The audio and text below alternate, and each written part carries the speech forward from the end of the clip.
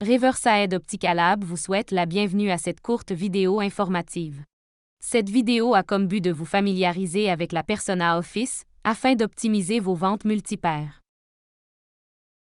La Persona Office est une lentille très versatile. Par contre, elle peut facilement porter à confusion. Regardons les particularités de cette lentille afin de s'y familiariser. Pour mieux maîtriser cette lentille, il faut connaître les principes d'une prescription. Débutons avec une prescription simple. Dans cet exemple, nous utiliserons une prescription de +1 avec une addition de 2,50. Pour déterminer la prescription de lecture, il s'agit d'additionner la puissance de distance et l'addition. Dans notre exemple, en additionnant 1 et 2,50, nous obtenons une puissance de lecture de 3,50. Dans un foyer progressif standard, on retrouverait un changement de puissance de la distance à la lecture. Quelque part au milieu, on y retrouve la puissance intermédiaire. Utilisons maintenant cette information afin de mieux comprendre la Persona Office. La lentille comprend deux zones spécifiques. La partie du bas est pour la vision de près, et la partie du haut, celle de l'intermédiaire. La Persona Office Plus dispose d'une zone intermédiaire enrichie permettant au porteur une vision à une distance supérieure. La lentille offre une zone de lecture optimisée, avec une régression de puissance jusqu'à la distance intermédiaire requise. Contrairement à un foyer progressif, cette lentille est conçue afin d'offrir une zone de lecture supérieure et une zone intermédiaire la plus large possible. La Persona Office est disponible en 3 options.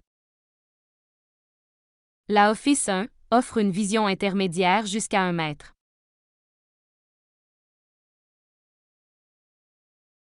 La Office 2 offre une vision intermédiaire jusqu'à 2 mètres.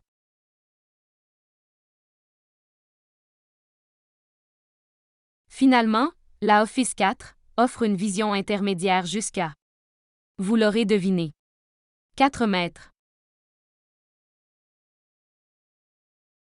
Pour comprendre davantage, revenons à notre prescription du début. Pour les 3 options disponibles, le point de départ demeure le même, une puissance de lecture de 3,50. Avec la Office 1, nous voulons notre point focal à 1 mètre. Nous enlèverons la puissance nécessaire afin d'en arriver à ce point focal. Dans cet exemple, nous utilisons une régression de 0,75 afin d'arriver au point focal. C'est-à-dire que nous avons déduit 0,75 dioptres de la puissance de lecture pour en arriver à la puissance intermédiaire requise. Le calcul est semblable pour la Office 2. Dans ce cas, pour atteindre un point focal de 2 mètres, nous utilisons une régression de 1,25. Finalement, pour atteindre un point focal de 4 mètres, nous utilisons une régression de 2.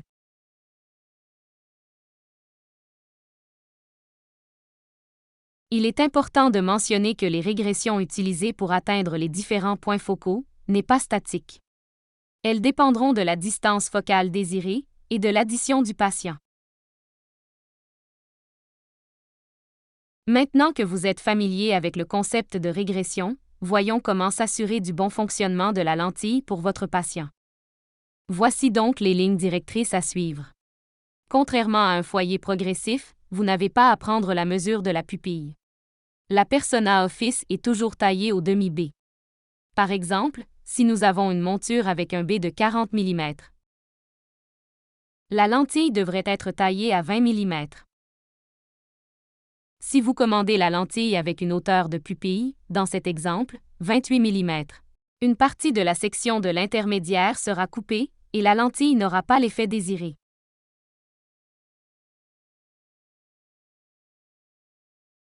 Le choix de monture est crucial au succès de la lentille. Premièrement, vous devriez choisir une monture avec une profondeur d'au moins 30 mm. Une plus petite monture n'offrira pas l'espace nécessaire pour atteindre les puissances désirées. Ensuite, il est important que la pupille soit positionnée correctement dans la monture. Si la pupille est trop haute ou trop basse, le patient aura de la difficulté à s'adapter à la lentille. Idéalement, vous voulez que la pupille soit de 5 à 9 mm, au-dessus de la médiane. Ceci augmentera considérablement les chances de succès pour votre patient. Voyons maintenant comment commander la Persona Office. La façon la plus simple est de choisir parmi les 3 options disponibles. Office 1, 2 ou 4. Afin de choisir l'option appropriée, discutez avec votre patient pour déterminer son utilisation. Cette information vous permettra de choisir le design qui lui conviendra. Vous pouvez aussi commander la Persona Office en spécifiant les puissances que vous souhaitez y retrouver. Pour le faire, vous devrez nous donner la prescription transposée. Voyons la différence entre une prescription régulière et une prescription transposée. Avec une prescription régulière, vous nous donnez la puissance de distance ainsi que l'addition. Une prescription transposée ne veut simplement dire que vous nous donnez la puissance de lecture suivie de la régression désirée. Que vous choisissiez la première ou la deuxième méthode de commande, vous devrez, dans les 2 cas, inclure la distance pupillaire de près. Dans cette dernière section, nous allons voir comment interpréter la facture de votre Persona Office. Pour ce faire, nous allons nous concentrer sur 2 sections spécifiques de la facture. La section de la prescription et la section de la vérification. Dans la section de la prescription, vous y retrouverez la prescription transposée. On y retrouve la puissance de lecture et la régression utilisée.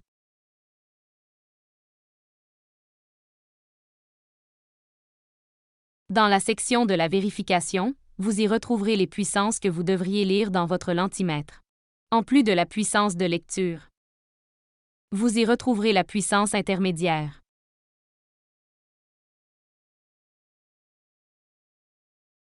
Avant de terminer, récapitulons rapidement ce que nous avons vu. La Persona Office est disponible en 3 options. Office 1, Office 2 et Office 4. Ne jamais spécifier de hauteur pupillaire. La Persona Office est toujours taillée à la moitié du B. La sélection de la monture joue un rôle crucial au succès de la Persona Office. Idéalement, choisir une monture avec une profondeur minimum de 30 mm et s'assurer que la pupille est placée adéquatement à l'intérieur de la monture choisie. Finalement, quand vous ferez la vérification de votre facture, gardez en tête que vous lisez une prescription transposée. Vous avez maintenant toutes les informations nécessaires afin d'offrir la Persona Office à vos patients et de maximiser son succès. Si vous avez encore des questions à propos de cette lentille, n'hésitez pas à communiquer avec votre représentant aux ventes. Merci de votre attention.